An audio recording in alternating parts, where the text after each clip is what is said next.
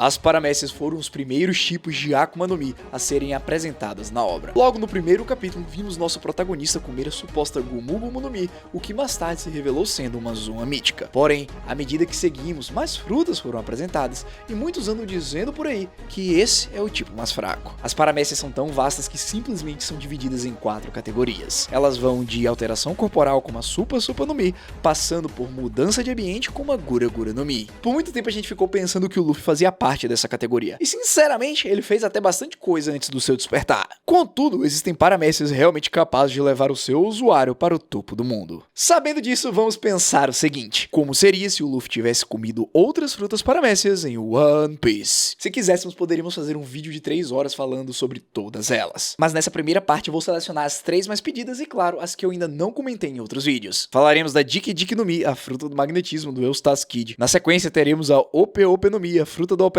do Trafalgar Law. E também teremos uma que muitas pessoas acham que é uma logia, porém estão enganados: a Mochi Mochi no Mi, a fruta do mochi de Charlotte Katakuri. Claramente essas são algumas das paramécias mais roubadas que existem. Então vamos lá analisar como nosso querido Luffy lidaria com esses poderes? Será que ele se divertiria muito e causaria muitos problemas? Começando, nós vamos no momento que o Chapéu de Palha teria comido essa fruta aqui. Logo após isso, todos os objetos de metal do ambiente começariam a se juntar em um único ponto. Assustado, Luffy ia sair correndo, afinal ele teria comido a Diki Diki no Mi. Essa fruta dá ao usuário a capacidade de controlar os polos magnéticos. É possível juntar a lataria para fazer um imenso punho de metal ou até mesmo construir um golem. Assim como ele pode atrair, também é possível repelir. Tiros no geral não funcionam contra o usuário, e o seu ataque mais poderoso consiste em construir uma imensa arma de raios capaz de causar um dano massivo, até mesmo em um Yonkou. Vocês já devem ter percebido que isso aqui é a cara do Chapéu de Palha. Tudo bem que isso na mão do Frank ia ser ouro, mas o Luffy ia ficar constantemente criando braços metálicos para usar seus ataques. É o tipo de fruta que combina muito com seu estilo de luta. Fora que, como sabemos, Luffy ama robôs gigantes. Ele pode juntar várias partes de metal para criar os seus próprios. Luffy provavelmente se sentiria animado a todo momento, e com certeza vários combos doidos iam surgir diante desse poder. Fora que depois de ele treinar uma década inteira,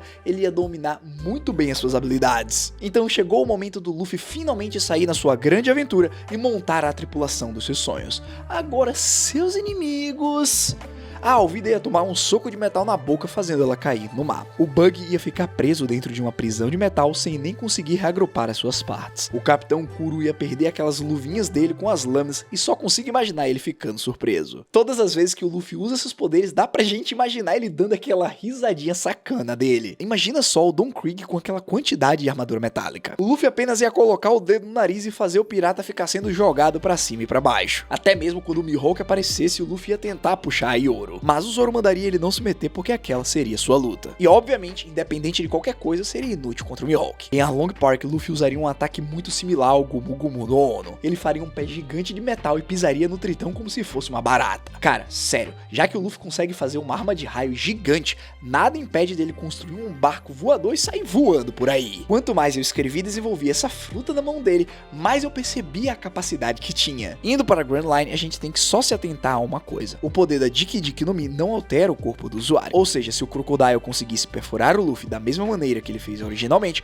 provavelmente seria o fim da linha. Mas eu também consigo imaginar o nosso protagonista utilizando uma armadura de metal no exato momento que ele fosse ser perfurado. Fora que quando a fraqueza do Chichibukai fosse revelada, vários baldes de metal cheios de água apareceriam flutuando, e cada passo em falso o Crocodile iria tomar um jatinho na cara, cancelando sua intangibilidade. Contra o Enel, eu preciso dizer uma coisa pra vocês: muitos aqui provavelmente ainda não estudou sobre isso, e quem estudou deve também possivelmente odiar eletromagnetismo. Eu vou simplificar pra vocês, porque essa é uma matéria que até mesmo as pessoas que concluem a faculdade muitas vezes não conseguem compreender. As cargas elétricas em movimento geram um campo magnético, e a variação do fluxo magnético produz um campo elétrico. Isso quer dizer que o poder do magnetismo da Diki Diki no Mi pode alterar como os poderes do Enel se comportam. Fora que, graças à sua capacidade de construção, ele pode simplesmente construir vários para-raios ao redor de onde eles estão lutando para literalmente cancelar os poderes da Goro Goro no Mi. Se eu tivesse que escolher um counter perfeito para lutar contra o Enel, tirando a fruta de Nika, possivelmente eu iria escolher a fruta do magnetismo. Mas claro que isso aqui vai depender de vários fatores. O Luffy poderia construir uma gaiola de Faraday e cancelar a intangibilidade do Enel, fazendo os dois irem pro mano a mano. O próximo grande evento que aconteceria seria em Thriller Bark. Vários zumbis de sombra contra os soldados de metal do Luffy. Contra o Wars, o Luffy faria um robô bem grande pra lutar contra ele. Ia ficar parecendo os hologramas lá de Egghead. De resto, eu acho que o Chapéu de Palha seguiria normalmente. Porém, depois do time skip, as coisas se tornariam mais divertidas ainda. Combar seus poderes com Haki faria com que eles se tornassem ainda mais poderosos. Em Punk Hazard, Luffy poderia destruir as fábricas de Smiles apenas desmontando elas? Ou se ele quisesse fazer algo mais destrutivo, nada impediria ele de usar um Damned Punk. Em Dressrosa, você já imaginou o Luffy no Coliseu? E até mesmo contra o Doflamingo daria para ser criado uma gaiola de metal e haveria uma disputa de Haki para ver quem sustentaria mais.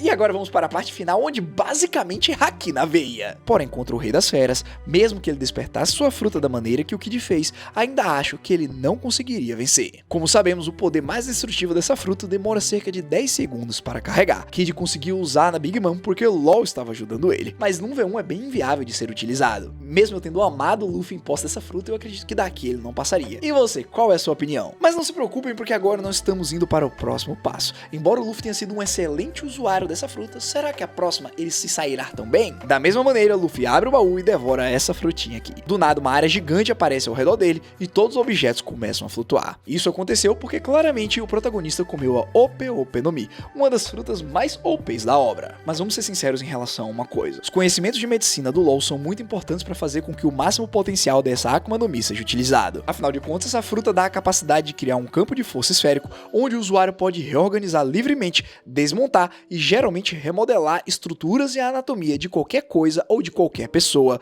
de forma cirúrgica. A OP no Mi é famosa e cobiçada por permitir que o usuário realize cirurgias milagrosas, cure doenças intratáveis e contorne deficiências físicas. Ela também é chamada de Akuma no Mi Suprema por possuir a capacidade de conceder a outra pessoa a imortalidade em troca da própria vida do usuário. Por mais que o Luffy não seja um médico e nem use uma espada como o LoL, eu consigo facilmente imaginar ele brincando com seus oponentes de forma a ficar trocando de lugar ou até mesmo separando seus braços para poder dar vários socos. Isso aqui ele aprenderia ao ver o Bug usando sua Barabara no Mi. Sabendo disso, eu até acredito que ele avançaria um pouco sem nenhum problema. Ele seria o estilo zoeiro. Imagina na luta contra o Bug, quando o palhaço tentasse dar um soco no Luffy, ele simplesmente trocaria de lugar com a cabeça do seu inimigo, fazendo-se bater constantemente. Avançando para a luta contra o Crocodile, o Luffy manipularia a areia do deserto e faria com que os grãos trocassem de lugar com várias mangueiras cheias d'água. Depois disso, tudo que eu mais gostaria de imaginar seria o Luffy chegando em Marineford, usando o Shambles para poder trocar o Ace de lugar com qualquer outra coisa, fazendo assim com que o seu irmão fosse salvo. Se pararmos para pensar, até mesmo no momento em que o Akainu fosse acertá-lo, o Luffy teria várias opções para salvar o seu irmão. Assim, eles poderiam fugir e possivelmente o Punho de Fogo estaria vivo até hoje. Mas infelizmente eu acho que não chegaria nisso. Como eu disse, essa é uma fruta que o Luffy não consegue extrair 100%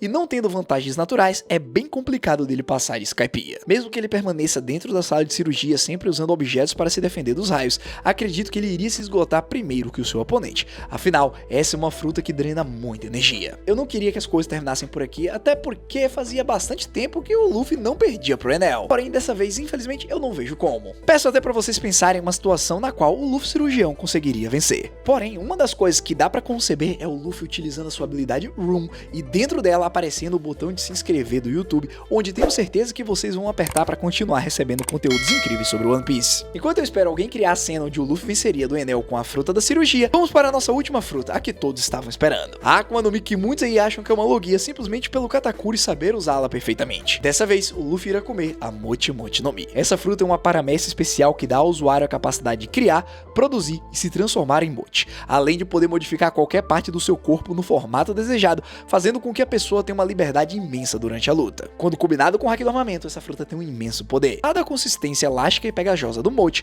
é até mesmo possível prender o seu inimigo. Pensando nisso, eu acredito que essa seja uma das Akuma no Mis mais parecidas com a fruta original do Luffy. Graças a ambas terem propriedades elásticas, é de se esperar que o Chapéu de Palha até que sairia bem utilizando ela. Só que agora ele também pode criar Mochi, o que faz ele ter mais possibilidades ainda para lutar. Assim como o Luffy criou várias técnicas usando a propriedade borracha da sua fruta, agora ele pode fazer isso usando Mochi e ainda vai mais além. Porque ao criar outros braços dessa substância, ele pode ter realmente uma metralhadora de socos no seu oponente. Durante a saga do East Blue, eu só vejo um único problema: Arlong. Por ser um tritão, ele consegue usar água facilmente e, como vimos, qualquer tipo de líquido jogado no Mochi faz com que ele se desmanche um pouco, principalmente se não estiver envolvido em Haki. Porém, como o Luffy está em missão e prometeu salvar a sua companheira, é bem provável que a gente visse uma pesada de mote na cabeça do Tritão enquanto ele destrói todo o castelo. Em Loguetown eu até imagino o Chapéu de Palha conseguindo fugir do Smoker. É só não deixar o Capitão da Marinha encostar nele com a ponta de Kairosek que tá tudo de boas. Em Alabasta, no momento que Crocodile fosse enfiar o gancho nele,